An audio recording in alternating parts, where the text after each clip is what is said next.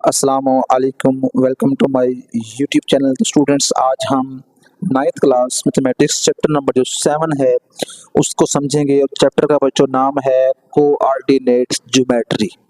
इसका जो दूसरा नाम है कार्टेशियन ज्योमेट्री। तो अब पहले हम समझेंगे कि ये होता क्या है। कार्टेशियन ज्योमेट्री या कोऑर्डिनेट ज्योमेट्री, ये दोनों एक ही चीज के दो नाम है। अब इसका इस्तेमाल कहाँ पे होता है कोऑर्डिनेट सिस्टम का। जो कोऑर्डिनेट सिस्टम है बच्चों, उसको यूज करते हैं स्टडी ऑफ ज्योमेट्रिक फिगर्स। अब ये ज्योमेट्रिक फिगर्स कौन सी होती हैं, आप लोगों ने पढ़ा होगा। Rectangle, triangle, square, parallelogram. ये जो शेप्स है ना बच्चों, इन्हें कहते हैं ज्योमेट्रिकल फिगर्स। आगे हम इसमें दो लफ्ज मिलके ये चैप्टर का नाम बनता है। पहला बच्चा लफ्ज है कोऑर्डिनेट, दूसरा लफ्ज है ज्योमेट्री। अब ज्योमेट्री के अंदर हम डिफरेंट शेप्स के बारे में स्टडी करते हैं। अब लफ्ज है कोऑर्डिनेट। आप समझते हैं कोऑर्डिनेट क्या है। Set of values that specify exact position of point और प्लेन इन स्पेस। मतलब ये कुछ वैल्यूज होगी जो किसी पॉइंट को किसी प्लेन में या स्पेस में बताएंगे ये पॉइंट कहाँ पे पड़ा हुआ है। अब बेसिकली इसमें हमने पढ़ना किस चीज को है, इसमें हमने शेप्स को पढ़ना है। It combines algebra and geometry. मतलब हमने इस चैप्टर के अंदर अलजेब्रा को भी स्टडी करना है और ज्योमेट्री को भी स्टडी करना है। अलजेब्रा में अल्फाबेट्स एक्स वाई जी इस्तेमाल होते हैं, साथ प्लस माइनस का साइन लगा होता है। और ज्योमेट्री के अंदर हम बच्चों जो डिफरेंट शेप्स हैं उनको स्टडी करेंगे। पार्ट 1 को समझने से पहले हम कोऑर्डिनेट प्लेन के बारे में समझेंगे। इसमें कुछ टर्म्स इस्तेमाल होती हैं, फिर हम इसके रिलेटेड कुछ मजीद चीज़ें सीखेंगे। तो अब बच्चों जो कोऑर्डिनेट प्लेन है वो कैसे बना सकते हैं हम। अब हमारे पास अगर दो लाइंस हों, जैसा कि एक ये लाइन है, इसे बच्चों कहेंगे ये हॉरिजॉन्टल लाइन है। एक और लाइन मेरे पास हो, इसे बच्चे बोलेंगे वर्टिकल लाइन। दो लाइंस, एक हॉरिजॉन्टल लाइन और दूसरी क्या हो बच्चों, वर्टिकल लाइन हो। और मैं इन दोनों को ऐसे ड्रा करूं कि इनके दरमियान जो बच्चों एंगल है वो 90 का हो। एक बच्चों ये लाइन है, इसे बच्चों बोलेंगे हॉरिजॉन्टल लाइन। एक और लाइन है जो मैंने उफ़क़ी लाइन भी कहते हैं, इसको अमूदी लाइन भी कहते हैं। अगर मैं दोनों लाइन्स को ऐसे मिलाऊं कि ये आपस में म्यूचुअली परपेंडिकुलर हों, मतलब ये है कि इस लाइन का इससे जो एंगल है वो 90 का हो, इस लाइन का इस लाइन से एंगल 90 का हो, इस लाइन का इस लाइन से 90 का हो और इस लाइन का इस लाइन से क्या हो, 90 का ज़ाविया हो। इन्हें हम कहेंगे ये म्यूचुअली परपेंडिकुलर हैं। और जहां पे दोनों लाइनें जिस पॉइंट पे कट करती हैं, क्रॉस करती हैं, उस पॉइंट का बच्चों जो नाम है इसे बच्चों कहते हैं हम ओरिजिन। तो ओरिजिन वो पॉइंट है जहां पे दोनों लाइंस एक दूसरे को इंटरसेक्ट करती हैं। इसको बच्चों हम लिखते हैं ओ के साथ। तो जो इसका बच्चों हॉरिजॉन्टल लाइन का नाम है एक्स एक्सिस भी कहते हैं, या बच्चों इसको एब्सिसा भी कहते हैं। इसको बच्चों वाई एक्सिस भी कहते हैं, या वर्टिकल एक्सिस भी कहते हैं, या कोऑर्डिनेट भी कहते हैं। और इधर जो एक्स की वैल्यूज हैं 0 से राइट साइड में बच्चों वो पॉजिटिव होती हैं, लेफ्ट साइड में बच्चों हम डैश लगाते हैं, मतलब कि लेफ्ट साइड पे जो एक्स की वैल्यूज हैं वो कैसी होंगी, माइनस की होंगी। इन द सेम वे 0 से ऊपर वाई एक्सिस है, नीचे भी वाई एक्सिस है, लेकिन 0 से जो ऊपर वैल्यूज होंगी वो हम लेंगे पॉजिटिव। सिंपल वाई लिखा होता है, जो 0 से नीचे वाई की वैल्यूज होंगी वो बच्चों वो कैसी होंगी, नेगेटिव होंगी। तो ये इस पूरे बच्चों जो प्लेन बना है, जो नई शेप एक बनी है, इसे बच्चों कहते हैं कोऑर्डिनेट प्लेन। अगर बच्चों हमने इस प्लेन के अंदर किसी पॉइंट की जो पोजीशन है वो बतानी हो, तो उस पॉइंट की पोजीशन बताने के लिए हमारे पास एक्स की कोई ना कोई वैल्यूज होनी चाहिए और कोई ना कोई वैल्यू वाई की होनी चाहिए। तो बच्चों कोई भी पॉइंट लिखना हो तो पॉइंट को पी से लिखते हैं। पॉइंट हमेशा एक्स कोमा वाई की फॉर्म में होगा, मतलब उसके अंदर दो वैल्यूज होंगी। जो फर्स्ट वाली वैल्यू होगी वो एक्स की होगी और जो सेकंड वाली वैल्यू होगी वो वाई की होगी। अभी बेसिकली ये चार खाने बने हुए हैं। ये बच्चों पहला क्वाड्रेंट है, ये बच्चों दूसरा क्वाड्रेंट है, उर्दू में इसको रुबा कहते हैं। ये बच्चों है तीसरा क्वाड्रेंट या रुबा, और ये बच्चों है जी चौथा क्वाड्रेंट या इसको रुबा कहते हैं। अब बच्चों अगर हम फर्स्ट क्वाड्रेंट के अंदर लाई कर रहे हैं ना कोई पॉइंट, तो उसके लिए जो बच्चों एक्स है वो पॉजिटिव होना चाहिए और वाई भी पॉजिटिव होना चाहिए, क्योंकि इस तरफ एक्स सिंपल है, ऊपर भी वाई सिंपल है, तो इसका आंसर इस क्वाड्रेंट में आएगा। ये पहला क्वाड्रेंट है। अगर दूसरे में देखें तो एक्स के ऊपर डैश है, मतलब इसके लिए एक्स जो है वो लेस देन 0 होना चाहिए और जो वाई है वो ग्रेटर देन 0 होना चाहिए। आगे जो बच्चों थर्ड वाला क्वाड्रेंट है, इसमें जो एक्स है वो लेस देन 0 होगा और जो वाई है वो भी लेस देन 0 होगा। अगर हम आ जाए चौथे क्वाड्रेंट में, यानी कि चौथे खाने में आ जाए, इसमें एक्स सिंपल है तो एक्स पॉजिटिव होगा और जो वाई है वो बच्चों का ऐसा होगा नेगेटिव, क्योंकि यहाँ पे वाई डैश वाला हिस्सा आ रहा है। तो अगर हमें किसी पॉइंट को लोकेट करना पड़े, बताना पड़े कि आया कि ये किस क्वाड्रेंट में लाई करता है, हमने इस जो सर्कल में चीजें कर रहा हूँ बच्चों, आपने इनको याद रखना है। इसकी मदद से हम बता सकते हैं कि आया कि ये जो पॉइंट है ये किस क्वाड्रेंट के अंदर पड़ा हुआ है। अब हम आगे चलते हैं बच्चों, डिस्टेंस फॉर्मूला। अगर हमारे पास इस प्लेन के अंदर दो पॉइंट्स पड़े हुए हैं और हम चाहते हैं कि इन पॉइंट्स के दरमियान में हमें डिस्टेंस मिल जाए, तो वो डिस्टेंस कैसे निकालेंगे, पॉइंट्स को हमने कैसे समझना है, तो आइए हम चलते हैं डिस्टेंस फॉर्मूला की तरफ। तो स्टूडेंट्स, अगर हमारे पास कोई दो पॉइंट्स दिए हुए हों और सवाल में ये हो कि इनके दरमियान में डिस्टेंस फाइंड करो, तो पॉइंट को बच्चों लिखते हैं एक्स कोमा वाई की फॉर्म में। ये एक प्लेन है, ये वाई एक्सिस, ये एक्स एक्सिस, ये एक्स डैश और ये बच्चों क्या है वाई डैश। इससे मैंने एक पॉइंट ए लिखा हुआ है, एक पॉइंट बी लिखा हुआ है। मैं चाहता हूँ कि ए से बी के दरमियान में जो डिस्टेंस है ना वो फाइंड आउट करूँ। तो अब डिस्टेंस को लिखने के लिए बच्चों हम ए से लेकर बी तक, ये सिंबल भी है, यहाँ लिखा होता है मैयर ए बी। तो ये दोनों जो सिंबल्स हैं ये हम डिस्टेंस के लिए इस्तेमाल करते हैं। और ऊपर लाइन ये कहते हैं लाइन सेगमेंट। अब डिस्टेंस दो पॉइंट्स के दरमियान निकालने का बच्चों जो फॉर्मूला है ना वो मैं लिख देता हूँ, जिसको हमने इस्तेमाल करना है x2 माइनस x1 का square plus y2 minus y1 का स्क्वायर, और इस सारे के ऊपर बच्चों क्या लगा देंगे हम स्क्वायर रूट का सिंबल। तो ये है डिस्टेंस बिटवीन टू पॉइंट्स। अब इसमें x1 x2 y1 और y2 क्या होंगे। अब पहले पॉइंट लिखा हुआ है a, जो a वाला होगा पहली वैल्यू x1 की होगी, दूसरी वैल्यू y1 की होगी। जो b लिखा हुआ है बाद में b है तो उसके लिए आ जाएगा x2 और साथ क्या आ गया y2। अगर हमारे पास दो पॉइंट्स हैं उनके दरमियान में जो पॉइंट निकालने का फॉर्मूला, मतलब मिड पॉइंट या वस्ती नुक्ता निकालने का जो फॉर्मूला होता है x1 plus x2 over 2 y1 plus y2 over 2। आगे बच्चों हमारे पास 7.1 है। इसका पहला सवाल है describe the location in plane x point दिया हुआ x, y फॉर ईच। तो पहला जो पॉइंट है बच्चों x इज पॉजिटिव, तो बच्चों मैं इसके लिए पहले प्लस का एक साइन बना लेता हूँ, इधर x डैश, इधर y और इधर y डैश। ये बच्चों पहला क्वाड्रेंट, ये दूसरा क्वाड्रेंट, ये बच्चों तीसरा क्वाड्रेंट है और ये वाला है जी चौथा क्वाड्रेंट। अब इधर x सिंपल है तो x पॉजिटिव है, इधर डैश है वो x नेगेटिव को जाहिर करेगा, y सादा है तो y पॉजिटिव को, y डैश है तो y नेगेटिव को।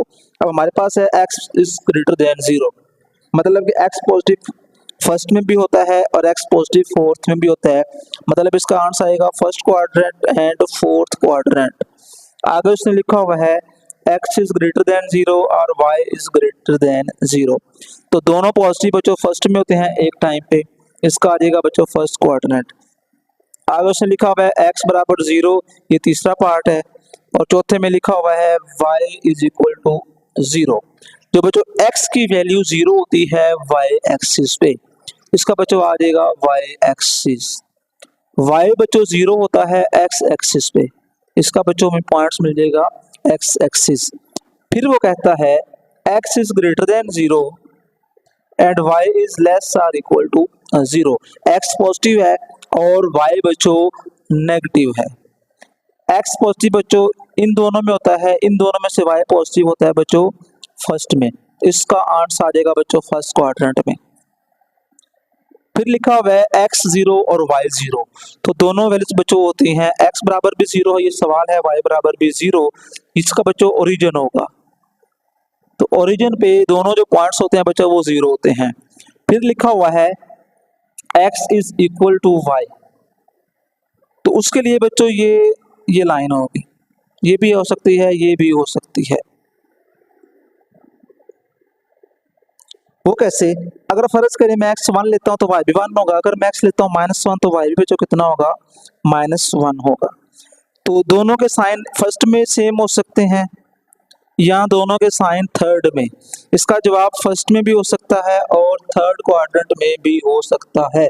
इसके अलावा इसका जवाब फर्स्ट और थर्ड के अलावा कहीं पे भी नहीं हो सकता। आगे लिखा हुआ बच्चों x इज ग्रेटर देन 3, तो 3 से बड़ा बच्चों पॉजिटिव है तो फर्स्ट में या थर्ड में हो सकता है। आगे से लिखा y इज ग्रेटर देन 0, तो जो y 0 है या तो वो फर्स्ट में पॉजिटिव होता है या थर्ड में पॉजिटिव, सेकंड में पॉजिटिव होता है। x and y both have opposition, मतलब x पॉजिटिव हो और y नेगेटिव हो, x में जो यहाँ पॉजिटिव होता है यहाँ पे नेगेटिव होता है, y यहाँ पॉजिटिव होता है और यहाँ पे y कैसा होता है, नेगेटिव होता है। तो आगे जो सवाल नंबर 2 है उसमें जो उसने हमसे डिस्टेंस का पूछा हुआ है, आइए डिस्टेंस निकालते हैं। तो बच्चों क्वेश्चन नंबर 2 का फर्स्ट पार्ट लिखा हुआ है ए बी, उसने में 2 पॉइंट्स दिए हुए हैं, बल्कि हर पार्ट में उसने डिफरेंट पॉइंट्स दिए हुए हैं और हर एक के लिए हमने डिस्टेंस निकालना है। तो ए और बी मैंने लिखे हुए हैं, फर्स्ट पार्ट है, और साथ बच्चों मैंने डिस्टेंस का लिख दिया फॉर्मूला। अब डिस्टेंस में ए पहले है, तो जो ए की पहली वैल्यू होगी बेसिकली वो x1 की होगी, दूसरी वैल्यू बच्चों होगी y1 की। बी के लिए जो फर्स्ट वैल्यू है वो x2 होगी और सेकंड वैल्यू बच्चों क्या होगी, y2। मैंने वैल्यूज को मेंशन कर दी है, अब हमने जस्ट इस फॉर्मूले के अंदर इन वैल्यूज को इंसर्ट करके अपना जो फॉर्म वैल्यू है वो ढूंढनी है। x2 बच्चों मेरे पास 0 है, फिर बच्चों माइनस x1 मेरे पास 6 है और होल स्क्वायर, और दरमियान में बच्चों जमा का निशान लगाना है, दरमियान में आप कभी भी माइनस का निशान नहीं लगाएंगे। y2 बच्चों मेरे पास लिखा हुआ है -2, माइनस y1 है बच्चों 7 और इसका स्क्वायर है और सारे का इकट्ठा स्क्वायर रूट, तो 0 - 6 किया तो बच्चों हमें मिल जाएगा -6 और इसके ऊपर है स्क्वायर, -2 और -7, ये जब दोनों मिलेंगे तो बच्चों आ जाएगा -9 और ऊपर है स्क्वायर और इकट्ठा स्क्वायर रूट। तो माइनस का जब भी स्क्वायर वो बच्चों प्लस हो जाता है, तो 6 का आ जाएगा 36, 9 का बच्चों आ जाएगा 81। तो इन दोनों को बच्चों हमने प्लस करना है, 7 1 1 और 7, तो ये बच्चों हमारा जवाब है। इसका हम स्क्वायर रूट नहीं निकाल सकते, इसलिए यही हमारी क्या होगी, कीमत होगी। तो बच्चों आगे मैंने थर्ड पार्ट लिखा हुआ है एल और एम, 2 पॉइंट्स हैं, तो एल में जो फर्स्ट वैल्यू x1 की है, सेकंड वैल्यू y1, एम में जो फर्स्ट वैल्यू है वो x2 की है और सेकंड वैल्यू कोमा के बाद y2 की है। तो मैंने फॉर्मूला बच्चों लिखा हुआ है इसमें x2 मेरे पास है बच्चों -2 माइनस का 0 और इसका बच्चों स्क्वायर, y2 बच्चों मेरे पास लिखा हुआ है -4 और -3, ऊपर है बच्चों स्क्वायर और सारे के ऊपर क्या है बच्चों, स्क्वायर रूट का साइन है। तो -2 -0 तो बच्चों मिलेगा -2 और ऊपर है स्क्वायर, -3 और -4 बच्चों मिलके हो जाएगा -7 और ऊपर क्या है स्क्वायर। तो -2 का स्क्वायर बच्चों प्लस का 4 होता है, -7 का स्क्वायर बच्चों होता है 49, इन दोनों को बच्चों किया प्लस तो 53, यही बच्चों हमारा क्या होगा, रिजल्ट होगा, क्योंकि इसका हम स्क्वायर रूट नहीं निकाल सकते, इसलिए हमारी यही वैल्यू होगी। आगे बच्चों हमारे पास सवाल नंबर 3 है, उसकी स्टेटमेंट है कि आपने कुछ पॉइंट्स दिए हुए, इनके दरमियान डिस्टेंस ढूंढना है और साथ आपने मिड पॉइंट भी निकालना है। तो मैंने फर्स्ट पॉइंट लिखा हुआ है ए है 3,1 और बी है -2 -4। अब ए के लिहाज से पहली वैल्यू x1 की होगी, दूसरी वैल्यू y1 की होगी, बी के लिहाज से पहली वैल्यू x2, दूसरी वैल्यू y2। तो साथ मैंने डिस्टेंस का लिख दिया फॉर्मूला। अब बच्चों इसमें मैंने वैल्यूज को इंसर्ट करना है, x2 बच्चों मेरे पास लिखा हुआ है -2, x1 है 3 लेकिन दरमियान में माइनस का साइन तो माइनस लिख दिया, ऊपर है स्क्वायर, y2 मेरे पास बच्चों है -4, y1 1 है लेकिन दरमियान में माइनस का निशान है तो ऊपर ऐसे ही और इकट्ठा स्क्वायर, -2 और -3 तो ये मिलके हो जाएगा -5, ऊपर है स्क्वायर, -1 और -4 ये मिलके बच्चों हो जाएगा -5, ऊपर इसका स्क्वायर। तो नेगेटिव हो और उसका स्क्वायर हो तो वो बच्चों प्लस का जाता है, 5 का स्क्वायर 25, 5 का स्क्वायर 25, 25 और 25 किया तो बच्चों ये बन गया हमारा 50, इसका स्क्वायर रूट नहीं मिलेगा, यही बच्चों हमारा क्या होगा, आंसर होगा। आगे बच्चों हमने मिड पॉइंट ढूंढना है, मिड पॉइंट तो उसका हमें पहली बात तो फॉर्मूला आना चाहिए। तो फॉर्मूला था बच्चों x1 plus x2 over 2 comma y1 plus y2 over 2, sides पे दो ब्रैकेट्स लाजमी इस्तेमाल करनी है। तो बच्चों मेरे पास x1 था 3 प्लस x2 है मेरे पास -2, तो plus minus -2 over 2 comma y1 बच्चों मेरे पास है 1, y2 मेरे पास है -4, तो दरमियान में वैसे प्लस है तो प्लस माइनस -4 ओवर 2। तो 3 में से 2 गया तो 1 ओवर 2, 4 में से 1 गया तो -3 ओवर 2, और साइड्स पे दो ब्रैकेट्स, क्योंकि जो मिड पॉइंट होता है वो भी एक पॉइंट होता है, पॉइंट को लिखने के लिए दरमियान में कॉमा लगाते हैं, साइडों पे दो छोटी ब्रैकेट्स का इस्तेमाल करते हैं। तो बच्चों सेकंड पार्ट भी आसान है, मैंने थर्ड पार्ट लिखा हुआ है। थर्ड पार्ट में स्क्वायर रूट भी है और साथ फ्रैक्शन भी है।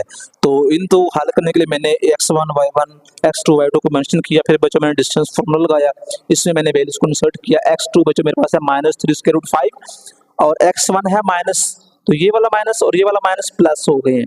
तो ये दोनों के ना स्क्वायर रूट में नंबर सेम लिखे हुए हैं, तो उनके जो इसके साथ कुछ नहीं है तो 1 है, तो -3 प्लस 1, तो बच्चों ये आ जाएगा -2 स्क्वायर रूट ऑफ 5 और ऊपर है बच्चों स्क्वायर। इस तरीके से y2 था 5, y1 है -1/3, लेकिन एक माइनस यहाँ था तो +1/3 हो गया। तो इसका बच्चों मैं करूँगा एलसीएम, इसके नीचे खुद से लगाते हैं 1 3 5 जार 15 1 1 जार 1, ऊपर है बच्चों स्क्वायर और इकट्ठा है स्क्वायर रूट। तो ये स्क्वायर इस 2 का भी है इस 5 का भी है, 2 का तो बच्चों आ जाएगा 4, 7 बच गया 5 प्लस 15 और 1 बन जाएगा 16 ओवर 3 और ऊपर है बच्चों स्क्वायर। तो 4 5 20, 16 का भी स्क्वायर करेंगे बच्चों हम और 3 का भी स्क्वायर करेंगे, तो 3 का तो स्क्वायर आ गया बच्चों 9। तो जब हम बच्चों करेंगे 16 का स्क्वायर तो वो आ जाएगा 256 256। नीचे खुद से लगाते हैं 1 बच्चों, इसका हम अगेन एलसीएम करेंगे क्योंकि फ्रैक्शन फिर आ चुकी है।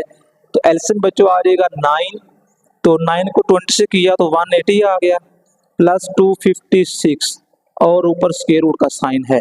अब हम बच्चों क्या करेंगे 256 में बच्चों हम ऐड करेंगे 180, तो 8 बच्चों मुझे मिल गया 436 स्क्वायर रूट 9 का स्क्वायर रूट बच्चों 3 होता है, यही बच्चों हमारी वैल्यू है, क्योंकि अगर हम इसका स्क्वायर रूट निकाल के देखें तो हमें डेसिमल में आएगा, तो यही बच्चों वैल्यू होगी।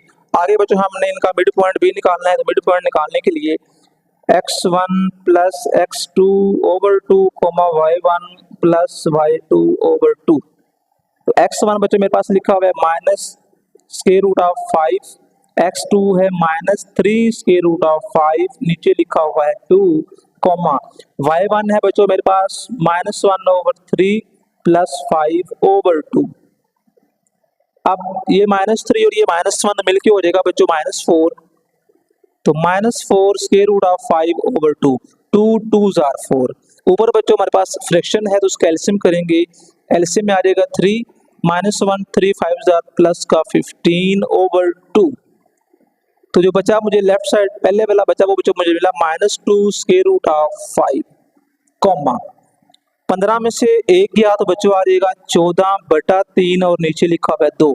इस 2 को मैं इस 14 से काटूंगा तो 7 आ जाएगा, तो पॉइंट बच्चों मुझे मिलेगा -2 square root of 5 comma 7 over 3। ये वो मिड पॉइंट है जो इन दोनों पॉइंट्स के दरमियान में पड़ा हुआ है।